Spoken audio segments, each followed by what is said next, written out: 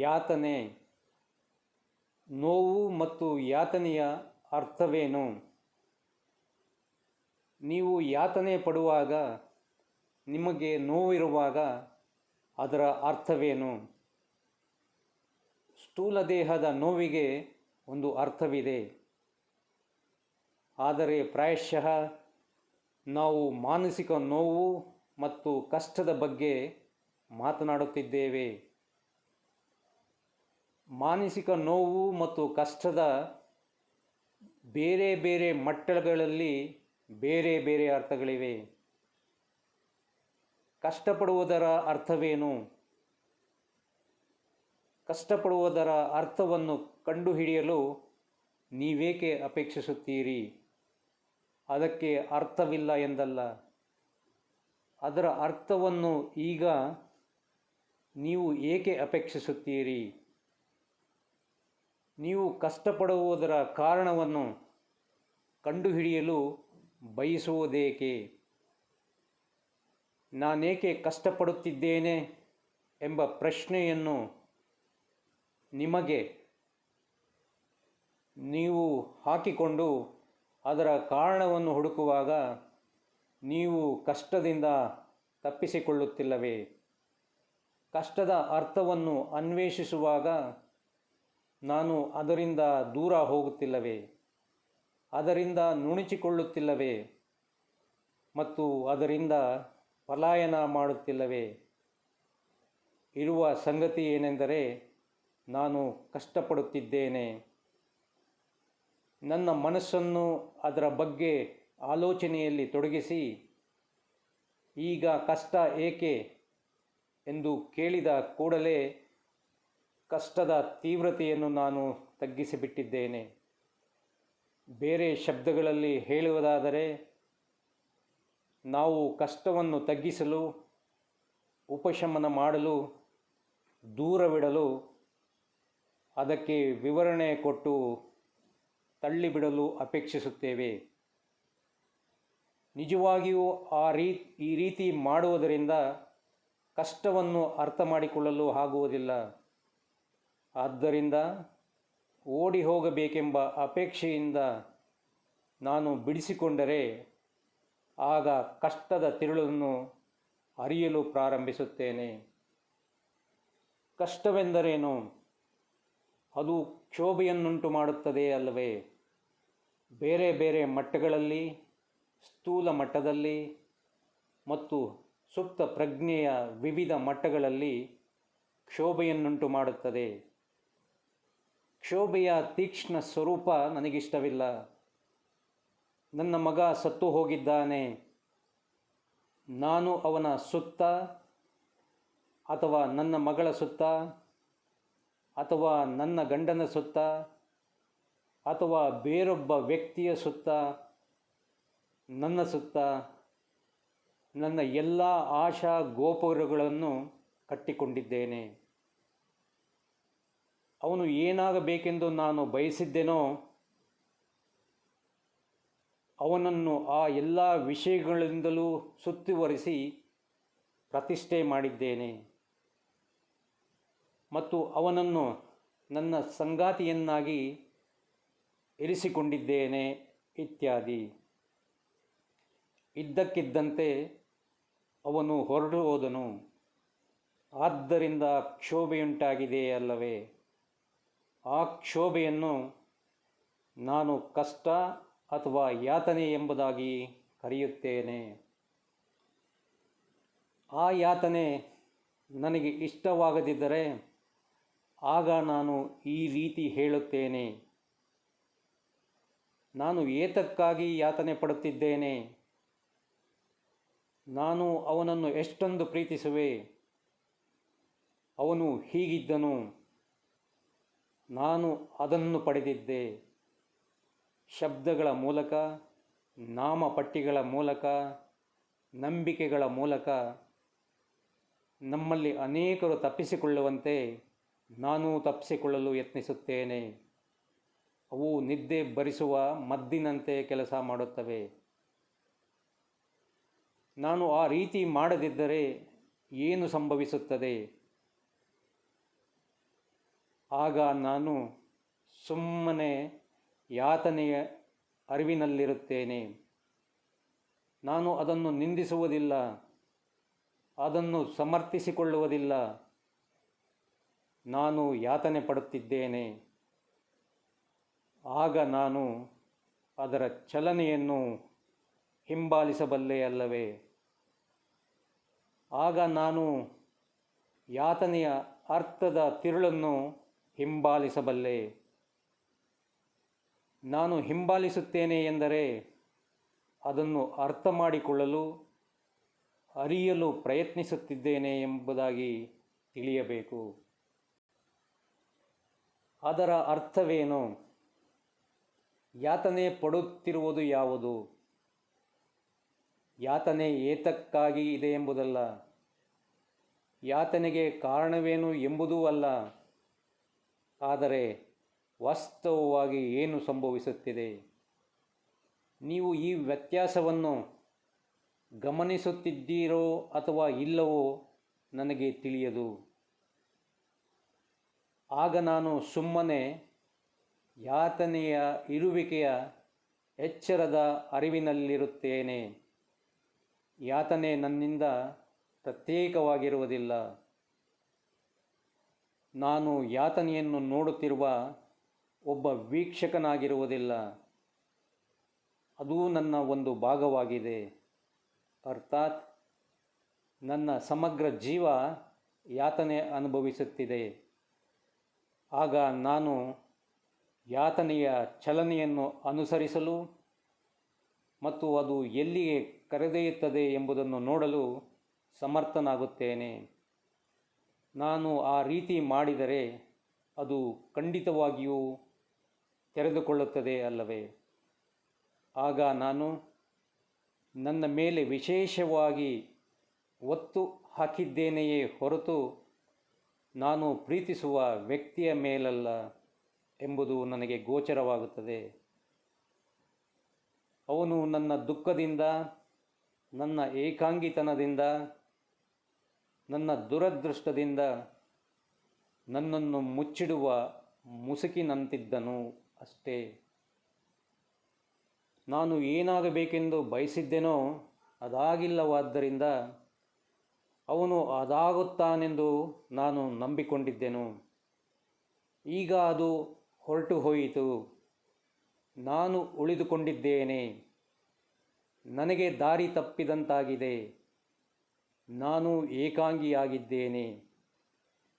ಅವನು ಇಲ್ಲದಿದ್ದರೆ ನಾನು ಶೂನ್ಯ. ಆದ್ದರಿಂದ ನಾನು ಅಳುತ್ತೇನೆ. ಅವನು ಹೊರಟು ಹೋದನು ಎಂಬುದಕ್ಕಾಗಿ ಅಲ್ಲ, ಆದರೆ ನಾನು ಉಳಿದುಕೊಂಡಿದ್ದೇನೆ ಎಂಬುದಕ್ಕಾಗಿ.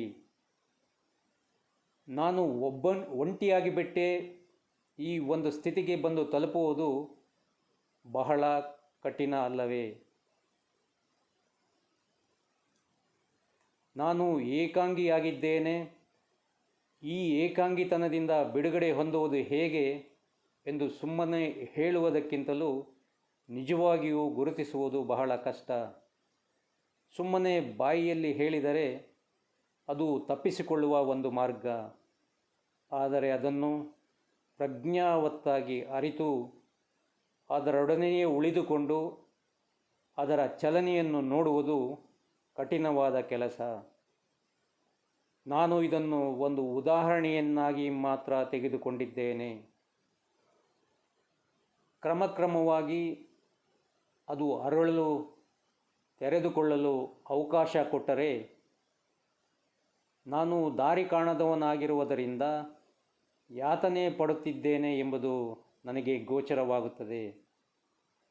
ನಾನು ಯಾವುದನ್ನು ನೋಡಲು ಇಷ್ಟಪಡುವುದಿಲ್ಲವೋ ಅದರ ಕಡೆ ಗಮನ ಕೊಡುವಂತೆ ಒತ್ತಾಯಕ್ಕೆ ಗುರಿಯಾಗಿದ್ದೇನೆ. ನಾನು ಯಾವುದನ್ನು ನೋಡಲು ಮತ್ತು ಅರಿತುಕೊಳ್ಳಲು ಹಿಂದೆಗೆಯುತ್ತಿದ್ದೇನೆಯೋ ಅದು ನನ್ನ ಮೇಲೆ ಬಲವಂತದಿಂದ ಹೇರಲ್ಪಡುತ್ತಿದೆ. ತಪ್ಪಿಸಿಕೊಳ್ಳಲು ನನಗೆ ಸಹಾಯ ಮಾಡುವುದಕ್ಕೆ ಅಸಂಖ್ಯಾತ ಜನರಿದ್ದಾರೆ. ಧಾರ್ಮಿಕ ವ್ಯಕ್ತಿಗಳೆಂದು ಕರೆಯಲ್ಪಡುವ ಸಾವಿರಾರು ಜನರು. ಅವರ ನಂಬಿಕೆಗಳು ಮತ್ತು ಸಿದ್ಧಾಂತಗಳೊಡನೆ ಆಶಯಗಳು ಮತ್ತು ಕಲ್ಪನೆಗಳೊಡನೆ ಸಿದ್ಧರಾಗಿದ್ದಾರೆ. ಅದು ಕರ್ಮ, ಅದು ದೇವರ ಇಚ್ಛೆ ಇತ್ಯಾದಿ. ಇವರೆಲ್ಲರೂ ನನಗೆ ಯಾತನೆಯಿಂದ ಹೊರಬರಲು ಒಂದು ದಾರಿಯನ್ನು ತೋರುತ್ತಾರೆ. ಆದರೆ ನಾನು ಆ ಯಾತನೆಯೊಂದಿಗೆ ಇರಬಲ್ಲವನಾದರೆ ಅದನ್ನು ನನ್ನಿಂದ ದೂರ ತಳ್ಳದಿದ್ದರೆ, ಅದನ್ನು ಹದ್ದಿನಲ್ಲಿಡಲು ಪ್ರಯತ್ನಿಸದಿದ್ದರೆ ಅಥವಾ ಅದನ್ನು ನಿರಾಕರಿಸದಿದ್ದರೆ ಆಗ ಏನು ಸಂಭವಿಸುತ್ತದೆ? ನನ್ನ ಮನಸ್ಸು ಯಾತನೆಯ ಚಲನೆಯನ್ನು ಈ ರೀತಿ ಹಿಂಬಾಲಿಸುತ್ತಿರುವಾಗ ಅದು ಯಾವ ಸ್ಥಿತಿಯಲ್ಲಿರುತ್ತದೆ?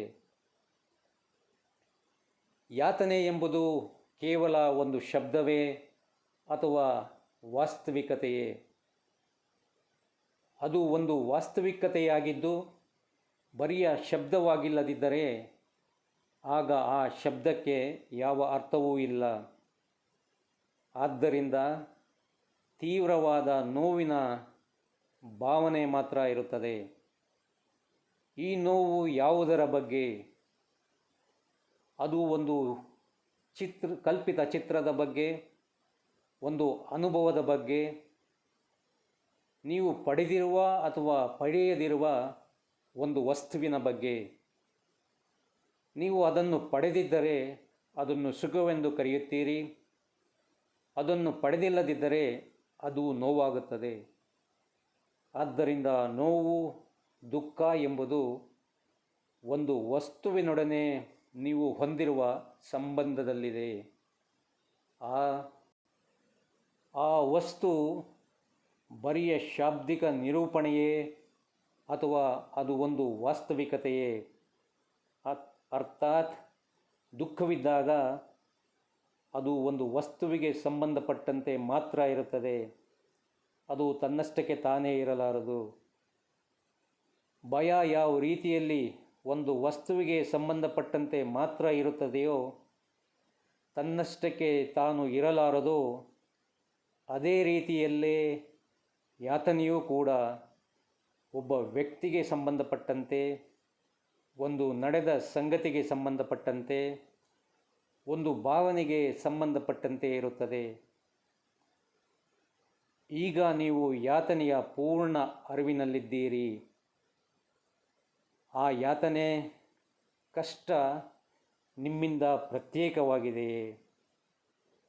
ಆದ್ದರಿಂದ ನೀವು ಆ ಯಾತನೆಯನ್ನು ನೋಡುತ್ತಿರುವ ಬರಿಯ ವೀಕ್ಷಕರಾಗಿದ್ದೀರಾ ಅಥವಾ ಆ ಯಾತನೆಯೇ ನೀವಾಗಿದ್ದೀರಾ? ಯಾತನೆ ಪಡುತ್ತಿರುವ ವೀಕ್ಷಕ ಇಲ್ಲದಿರುವಾಗ ಆ ಯಾತನೆ ನಿಮ್ಮಿಂದ ಭಿನ್ನವಾಗಿದೆಯೇ? ನೀವೇ ಆ ಯಾತನೆ ಆಗಿದ್ದೀರಿ ಅಲ್ಲವೇ? ನೀವು ನೋವಿನಿಂದ ಪ್ರತ್ಯೇಕವಾಗಿಲ್ಲ, ನೀವೇ ನೋವಾಗಿದ್ದೀರಿ. ಆಗ ಏನು ಸಂಭವಿಸುತ್ತದೆ? ನಾಮಪಟ್ಟಿ ಹಾಕುತ್ತಿಲ್ಲ, ಅದಕ್ಕೊಂದು ಹೆಸರು ಕೊಡುತ್ತಿಲ್ಲ ಮತ್ತು ಆ ಮೂಲಕ ಅದನ್ನು ದೂರ ತಳ್ಳುತ್ತಿಲ್ಲ. ನೀವು ಸುಮ್ಮನೆ ಆ ನೋವಾಗಿದ್ದೀರಿ, ಆ ಭಾವನೆಯಾಗಿದ್ದೀರಿ, ಆ ಸಂಕಟವಾಗಿದ್ದೀರಿ. ನೀವು ಅದಾಗಿರುವಾಗ ಏನು ಸಂಭವಿಸುತ್ತದೆ? ನೀವು ಅದನ್ನು ಹೆಸರಿಸದಿರುವಾಗ, ಅದರ ಬಗ್ಗೆ ಭಯಪಡದಿರುವಾಗ, ಕೇಂದ್ರ ಅದರೊಡನೆ ಸಂಬಂಧ ಹೊಂದಿದೆಯೇ? ಕೇಂದ್ರ ಅದರೊಡನೆ ಸಂಬಂಧ ಹೊಂದಿದ್ದರೆ ಆಗ ಅದು ಹೆದರಿಕೊಳ್ಳುತ್ತದೆ. ಆಗ ಅದು ಕಾರ್ಯಪ್ರವೃತ್ತವಾಗಬೇಕು ಮತ್ತು ಆ ಯಾತನೆಯ ಬಗ್ಗೆ ಏನನ್ನಾದರೂ ಮಾಡಬೇಕು. ಆದರೆ ಕೇಂದ್ರವೇ ಅದಾಗಿದ್ದರೆ ಆಗ ನೀವು ಏನು ಮಾಡುತ್ತೀರಿ? ಆಗ ಮಾಡಬೇಕಾದ್ದು ಏನೂ ಇಲ್ಲ, ಇದೆಯೇ? ನೀವೇ ಅದಾಗಿದ್ದರೆ ಮತ್ತು ನೀವು ಯಾತನೆ ಇದೆ ಎಂದು ಸುಮ್ಮನೆ ಒಪ್ಪಿಕೊಳ್ಳದಿದ್ದರೆ, ಅದಕ್ಕೆ ನಾಮಪಟ್ಟಿ ಹಾಕದಿದ್ದರೆ, ಅದನ್ನು ಒಂದು ಪಕ್ಕಕ್ಕೆ ನೂಕದಿದ್ದರೆ, ನೀವೇ ಆ ವಸ್ತು ಆಗಿದ್ದರೆ ಆಗ ಏನು ಸಂಭವಿಸುತ್ತದೆ? ನೀವು ಯಾತನೆ ಪಡುತ್ತಿದ್ದೀರಿ ಎಂದು ಆಗ ಹೇಳುತ್ತೀರೇನು? ಖಂಡಿತವಾಗಿಯೂ ಒಂದು ಮೂಲಭೂತವಾದ ಬದಲಾವಣೆ ಉಂಟಾಗಿದೆ. ಅಲ್ಲಿಂದಾಚೆಗೆ ನಾನು ಯಾತನೆ ಪಡುತ್ತಿದ್ದೇನೆ ಎಂಬುದು ಇರುವುದಿಲ್ಲ. ಏಕೆಂದರೆ ಯಾತನೆಯನ್ನು ಅನುಭವಿಸಲು ಕೇಂದ್ರವಿರುವುದಿಲ್ಲ. ಕೇಂದ್ರ ಏತಕ್ಕೆ ಸಂಕಟ ಪಡುತ್ತದೆ ಎಂದರೆ ಅದು ಏನೆಂಬುದನ್ನು ನಾವು ಇದುವರೆಗೂ ಎಂದೂ ಪರೀಕ್ಷಿಸಿಲ್ಲ. ನಾವು ಶಬ್ದದಿಂದ ಶಬ್ದಕ್ಕೆ, ಪ್ರತಿಕ್ರಿಯೆಯಿಂದ ಪ್ರತಿಕ್ರಿಯೆಗೆ ಚಲಿಸುತ್ತಾ ಜೀವಿಸುತ್ತಿದ್ದೇವೆ. ಯಾತನೆ ಪಡುತ್ತಿರುವ ಆ ವಸ್ತು ಯಾವುದು ಎಂಬುದನ್ನು ನಾನು ನೋಡಿಯೇ ಬಿಡುತ್ತೇನೆ ಎಂಬುದಾಗಿ ನಾವು ಎಂದಿಗೂ ಹೇಳಿಲ್ಲ. ಬಲಾತ್ಕಾರದಿಂದ, ಶಿಸ್ತಿನಿಂದ ನೀವು ಅದನ್ನು ನೋಡಲು ಸಾಧ್ಯವಿಲ್ಲ. ನೀವು ಆಸಕ್ತಿಯಿಂದ, ಸ್ವಾಭಾವಿಕವಾದ ಗ್ರಹಣ ಶಕ್ತಿಯಿಂದ ನೋಡಬೇಕು. ಆಗ ನಾವು ಯಾತನೆ, ನೋವು ಎಂಬುದಾಗಿ ಕರೆಯುವ, ನಾವು ತಪ್ಪಿಸಿಕೊಳ್ಳಲು ಪ್ರಯತ್ನಿಸುತ್ತಿರುವ ಈ ವಿಷಯ ಮತ್ತು ಶಿಸ್ತು ಇವೆಲ್ಲವೂ ಮಾಯವಾಗಿರುವುದನ್ನು ನೀವು ಕಾಣುತ್ತೀರಿ. ಎಲ್ಲಿಯವರೆಗೂ ಒಂದು ವಿಷಯ ನನ್ನಿಂದ ಹೊರಗಿದೆ ಎಂದು ನಾನು ಭಾವಿಸುವುದಿಲ್ಲವೋ ಮತ್ತು ಅದರೊಡನೆ ಸಂಬಂಧ ಹೊಂದಿರುವುದಿಲ್ಲವೋ ಅಲ್ಲಿಯವರೆಗೆ ಸಮಸ್ಯೆ ಇರುವುದಿಲ್ಲ. ಅದು ನನ್ನಿಂದ ಹೊರಗಡೆ ಇದೆ ಎಂಬ ಭಾವನೆಯಿಂದ ನಾನು ಅದರೊಡನೆ ಸಂಬಂಧ ಏರ್ಪಡಿಸಿಕೊಂಡ ಕ್ಷಣದಲ್ಲಿಯೇ ಸಮಸ್ಯೆ ಉದ್ಭವಿಸುತ್ತದೆ. ಎಲ್ಲಿಯವರೆಗೆ ಯಾತನೆ ನನ್ನಿಂದ ಹೊರಗಿದೆ ಎಂದು ನಾನು ಭಾವಿಸುತ್ತೇನೆಯೋ ಅಲ್ಲಿಯವರೆಗೂ ನಾನು ಯಾತನೆಯನ್ನು ಅನುಭವಿಸುತ್ತೇನೆ. ಏಕೆಂದರೆ ನನ್ನ ಸಹೋದರನನ್ನು ಕಳೆದುಕೊಂಡೆ, ನನ್ನಲ್ಲಿ ಹಣ ಇಲ್ಲ ಇತ್ಯಾದಿ ಕಾರಣಗಳಿಗಾಗಿ ನಾನು ಯಾತನೆ ಪಡುತ್ತೇನೆ. ನಾನು ಆ ಯಾತನೆಯೊಡನೆ ಒಂದು ಸಂಬಂಧವನ್ನು ಏರ್ಪಡಿಸಿಕೊಂಡಿದ್ದೇನೆ. ಆದರೆ ಆ ಸಂಬಂಧ ಕಾಲ್ಪನಿಕವಾದುದು. ಹಾಗಲ್ಲದೆ ನಾನೇ ಆ ಯಾತನೆ ಅಥವಾ ದುಃಖವಾದರೆ, ನಾನು ಇರುವ ಸಂಗತಿಯನ್ನು ಗ್ರಹಿಸಿದರೆ ಆಗ ಆ ಸಮಗ್ರ ವಿಷಯ ಪರಿವರ್ತನೆ ಹೊಂದುತ್ತದೆ. ಅದು ಒಂದು ಬೇರೆಯೇ ಆದ ಅರ್ಥವನ್ನು ಪಡೆಯುತ್ತದೆ. ಆಗ ಸಂಪೂರ್ಣವಾದ ಗಮನ ಇರುತ್ತದೆ, ಸಂಘಟಿತ ಗಮನ ಇರುತ್ತದೆ ಮತ್ತು ಯಾವುದಕ್ಕೆ ಪೂರ್ಣ ಗಮನವನ್ನು ಕೊಡುತ್ತೇವೆಯೋ ಅದನ್ನು ಅರಿತುಕೊಳ್ಳುತ್ತೇವೆ. ಆಗ ಅದು ವಿಚ್ಛಿನ್ನವಾಗುತ್ತದೆ. ಆಗ ಭಯ ಇರುವುದಿಲ್ಲ. ಆದ್ದರಿಂದ ದುಃಖ ಎಂಬ ಪದವೂ ಇರುವುದಿಲ್ಲ.